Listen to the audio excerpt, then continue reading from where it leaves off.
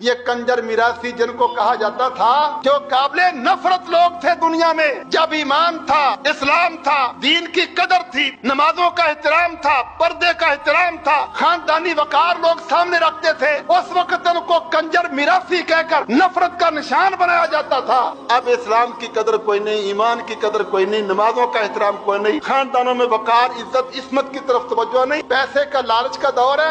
آج گانے بجانے والوں کو اداکار، فنکار کہا جاتا ہے اور ان کی پھر بڑی حوصلہ افزائی کی جاتی ہے۔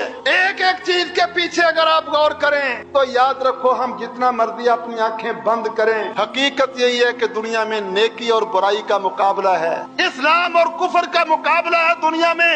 ان حقیقتوں کو ہمیں قبول کرنا چاہیے۔ ہم کہتے نہیں بس جی ہم تو بس کاروبار کریں، بچے پالیں، مکان بنائیں، بس ٹھیک ہے جی، ہمیں کسی سے لینا دینا نہیں۔ یہ کھا پی کر مر جانا کیا تمہیں کھانے پینے کے لیے پیدا کیا گیا ہے؟ لوگ سمجھتے ہیں بڑی عقل مندی ہے، لباس پڑے ہیں، ملازمت کرتے ہیں، دکان کھولتے ہیں، کاروبار کرتے ہیں، شام کو گھر میں اپنے بچوں میں آ کے لیٹ جاتے ہیں، ہمارا کسی سے لینا دینا نہیں، بس بڑی اچھی طریقے سے زندگی گزر رہی ہے۔ تیرا رب تجھے پوچھے گا کہ میں نے تجھے زندگی دی تھی، میں نے تجھے جوانی دی تھی، میں نے تجھے بے شمار نعمتیں دی تھی، تیرے سامنے میرے احکام کا مذاق اڑایا جاتا تھا، میرے نبی کا مذاق اڑایا جاتا تھا، میرے قرآن کی توہین کی جاتی تھی، بتا تو میرا کھانے والا، میرا پینے والا، میری عزت کے لیے تو نے کیا کیا؟ آج ہم اپنے ماں باپ کی عزت کے لیے کرتے ہیں نا کچھ، ماں باپ سے زیادہ حق ہے اللہ اور اس کے رسول کا۔